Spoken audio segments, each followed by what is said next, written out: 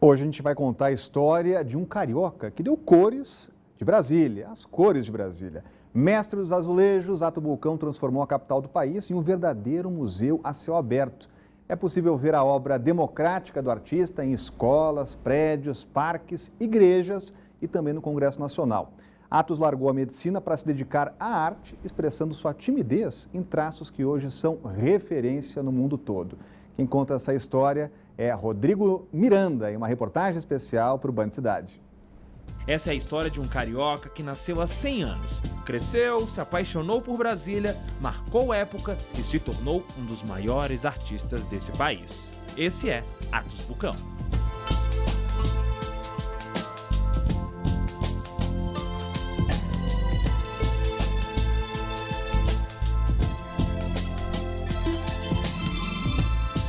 O artista teve ao longo da vida companheiros importantes na história do país, como Oscar Niemeyer e Portinari. Foi justamente o pintor que teve uma grande influência no trabalho de Atos. Ele dizia que com o Portinari ele aprendeu cores, que ele aprendeu a enxergar num quadro uma cor por trás da outra cor e de que maneira você poderia chegar àquela cor sem ser uma cor chapada, abre um vidro ou aperta um tubo de tinta e tem. Oscar Niemeyer foi mais um que ficou apaixonado pelo trabalho do artista. Vendo a capacidade desse carioca, quis dividir com Atos a identidade da nova capital do país. Aí Brasília passou a ganhar traços diferentes que mexem com a imaginação e ajudam a embelezar praticamente todos os cantos da cidade. Um amor recíproco. Ele se apaixonou por Brasília em 1958 exatamente pela ausência de paisagem. Exatamente porque o céu dessa cidade é apaixonante e eu imagino que 1958 deveria ter sido muito mais apaixonante ainda, exatamente por causa dessa ausência de paisagem, você ter um céu e a abóboda e todas as estrelas a seu serviço. Você de casa sabia que por pouco nenhuma das obras de Atos Bulcão poderia ter sido feita? Isso mesmo. O motivo é porque antes de seguir a carreira que o consagrou, ele fez medicina. Tudo para agradar o pai. Foram 3 anos de estudo. Mas ele chegou à conclusão de que não seria um bom médico. Azar da medicina e sorte a nossa. E também de quem pôde conviver com o artista. Não é mesmo, Rosa? O Atos era meu amigo. Para mim, isso já é uma coisa muito boa. Ele era um cara extremamente competente, habilidoso, mas extremamente tímido. Não era uma pessoa de sair cantando vantagem por aí.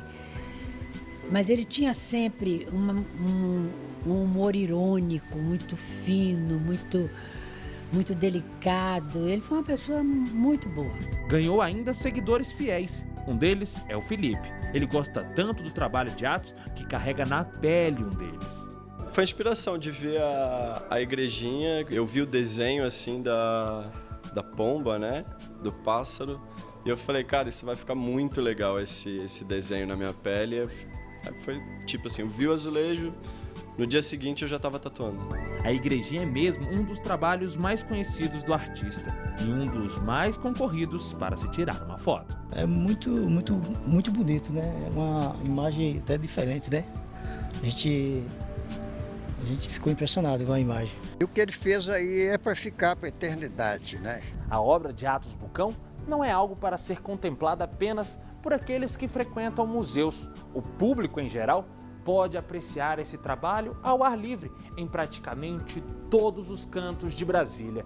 Esse painel aqui, por exemplo, fica na escola classe 316 Sul. Nas escolas públicas do DF, Atos é conteúdo obrigatório dentro da sala de aula desde 2009. Tudo para que o legado do artista nunca se perca.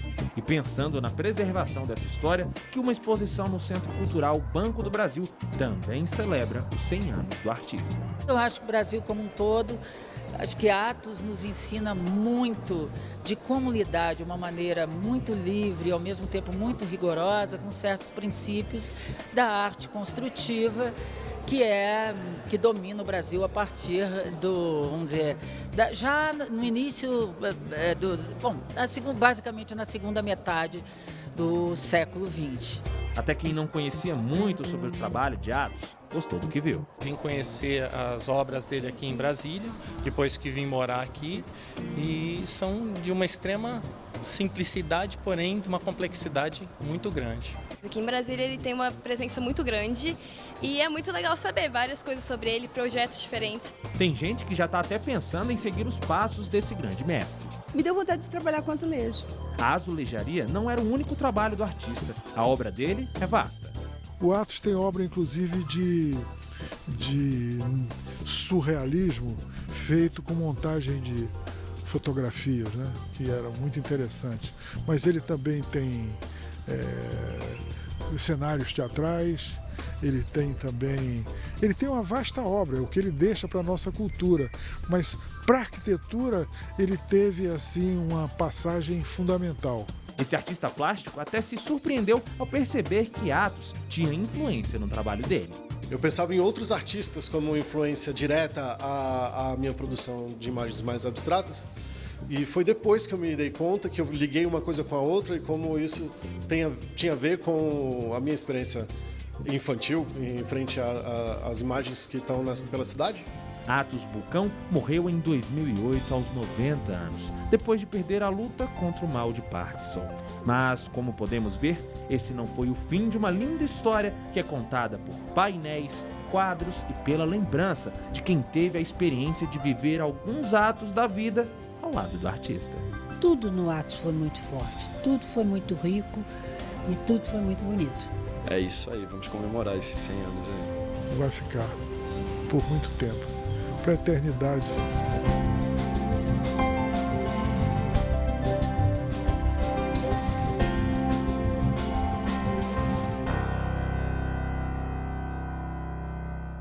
E que privilégio morar na Brasília de Atos Bulcão. E olha, mostra 100 anos de Atos Bulcão está em cartaz no CCBB até o dia 1º de abril. O Band Cidade, primeira edição, fica por aqui. Voltamos a nos encontrar amanhã ao 12:30. Tchau!